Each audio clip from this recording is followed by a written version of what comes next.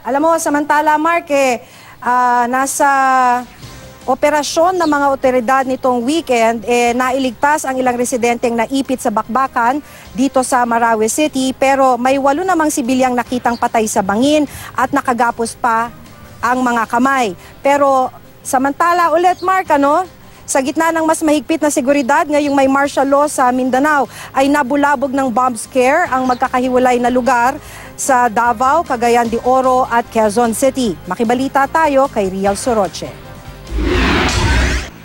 Napasugod sa gas station sa Barangay Catalunan Pequeño, Davao City, ang Explosive Ordnance Division ng Central 911 na makatanggap ng tawag sa isang gwardya.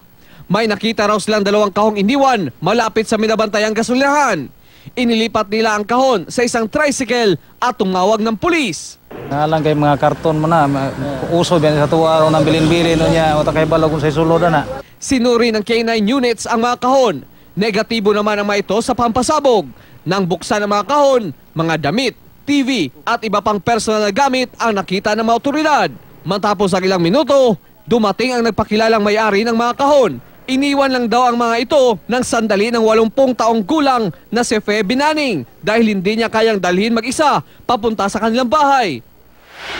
Ang isang kalsada naman sa Cagayan de Oro City, nabulabog din ng bomb scare. Isang bag kasi ang iniwan sa harap ng isang tindahan. Rumesponde ang mga pulis, isinara muna ang lugar at sinuri ang bag.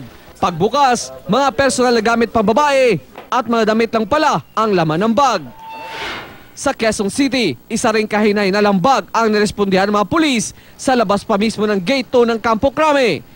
Ininspeksyon ito ng PNP EOD at pinasabog para malaman ang laman nito. Wala naman itong bomba, kundi naglalaman lang ng mga gamit ng security guard base sa mga papeles, cellphone, damit at passport na nakuha. Pakiusap ng mga otoridad sa publiko, huwag basta-basta mag-iwan ng mga bagay na posibleng pagkamalang bomba. Lalo na ngayong mahigpit ang mga pinapatupad na seguridad sa gitna ng martial law sa Mindanao. Rial Soroche, Nagbabalita, Pilipinas!